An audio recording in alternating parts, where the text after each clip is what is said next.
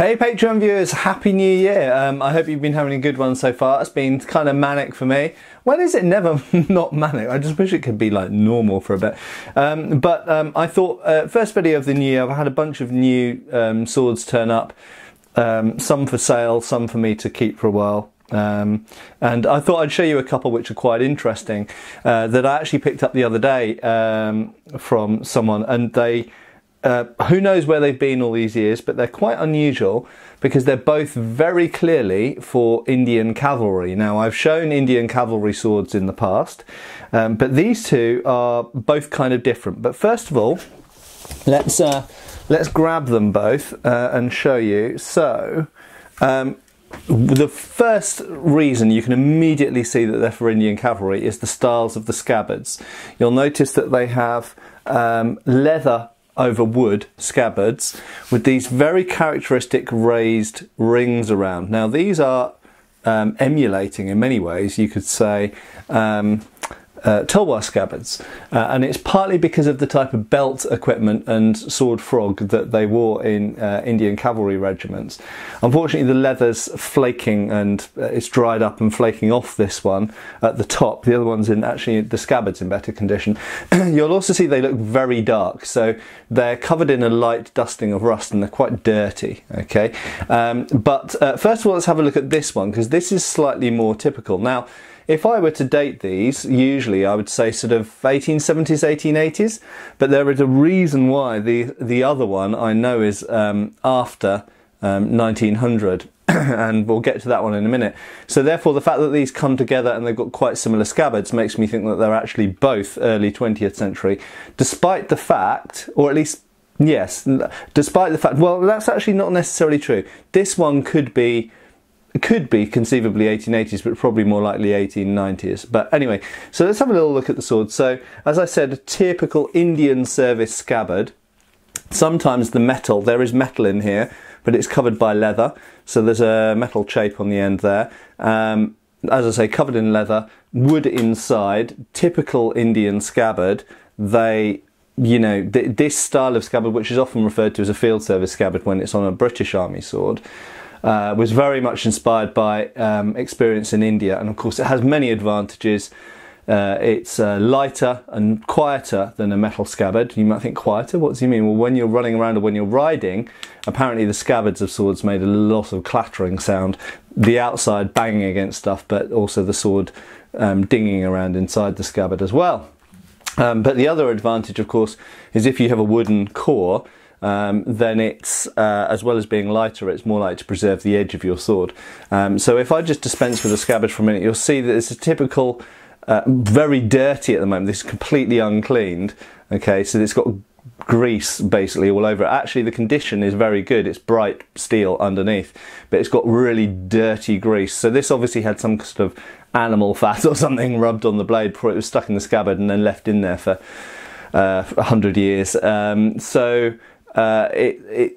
has a little bit of rust, but not really much to speak of. It just needs a damn good clean, and it's extremely service sharpened. This, I could probably go and cut water bottles with that right now. I couldn't shave with it, but I could cut water bottles with that.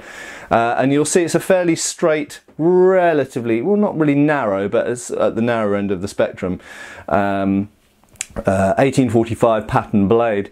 It does, unfortunately, it's lost the brass proof disc, so I can't tell who the maker was, and it doesn't, as far as I can see so far under the dirt, have a retailer's name on the other side. So I don't know who made the blade, but it's a fairly typical Victorian style blade with a fairly typical 3-bar hilt, but it is an Indian version. Notice it has a checkered pommel. That's actually common to British cavalry officers' swords, but it's quite rare on Indian cavalry officers' swords. This is probably a sword, incidentally, for an Indian officer in the Indian Army, which of course then was British controlled, but it was, the Indian Army was separate from the British Army. So it's probably for a native officer, as they call them, so an Indian man serving in the Indian Army around 1900, I would guess. So there we go, interesting sword, nice and sharp, and that should clean up nicely. The hilt is covered in rust. I imagine from their condition these have been stored in something like a loft or an attic, possibly a shed.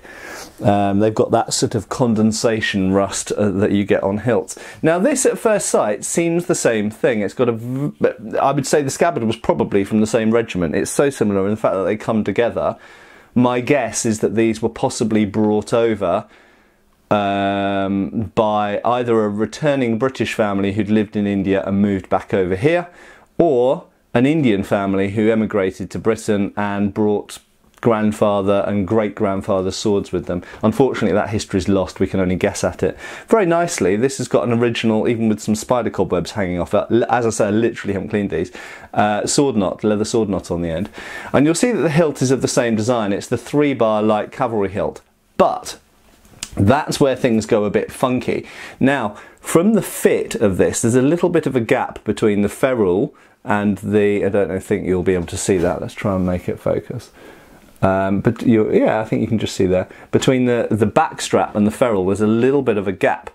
And the way that the pommel meets the grip up here as well makes me very strongly believe that this hilt was put together in the regimental armoury, clearly a long time ago. It's all been, I mean, you've got a bit of rust and oxidisation and everything there. It's clearly been together for a long time. This isn't a modern bitzer, as it's sometimes referred to, so bits and pieces put together. It was obviously put together in the regiment at the time, and the scabbard fits and blah, blah, blah. But what's the real surprise is when you pull the blade out of the scabbard.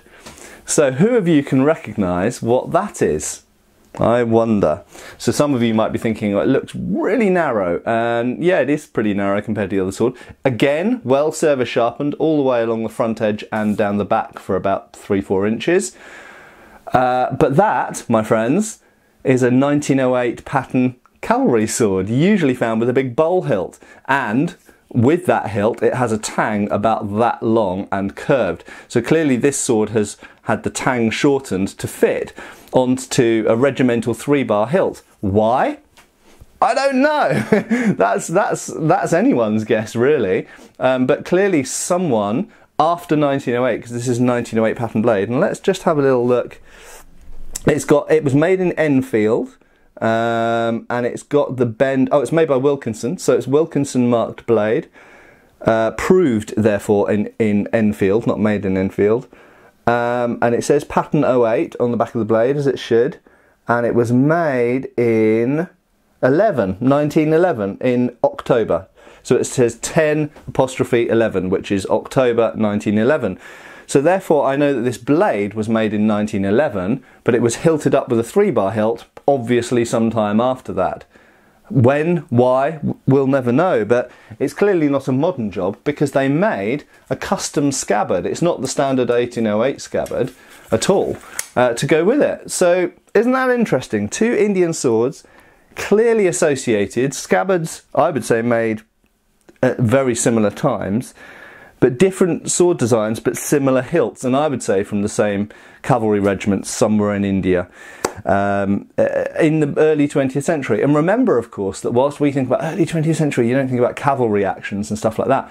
But actually in India, there was lots. In 1919, the British and Indian armies invaded Afghanistan and fought a very 19th century style war. They had aeroplanes, amazingly, and even armoured cars, but they also had lots of cavalry, and, you know, there were sort of clearing houses with bayonets and all this kind of stuff. So it's really weird. We think about the early 20th century, we think about World War I, and we think about modern mechanised warfare, but actually in the outreaches of what they would call civilization, you know, within the edges of the empire, would be it the British Empire or the French Empire or whatever, or indeed if we go to places like China, then warfare was still carried out in a very similar way to how it had been for the last 100 years. Really, for most people, if you look at Lawrence of Arabia, for example, if you look at the campaigning that Lawrence carried out in the First World War, really, yeah, okay, they had the latest bolt-action rifles and they had machine guns, but a lot of it was cavalry actions and riding around in the desert and blowing up train lines.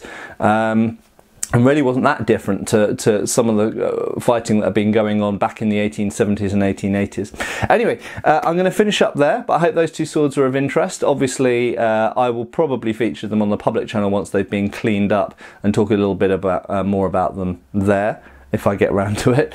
And I do have other new things which have turned up, which I'll also be talking about soon. Cheers for watching, and Happy New Year once again. Cheers, folks.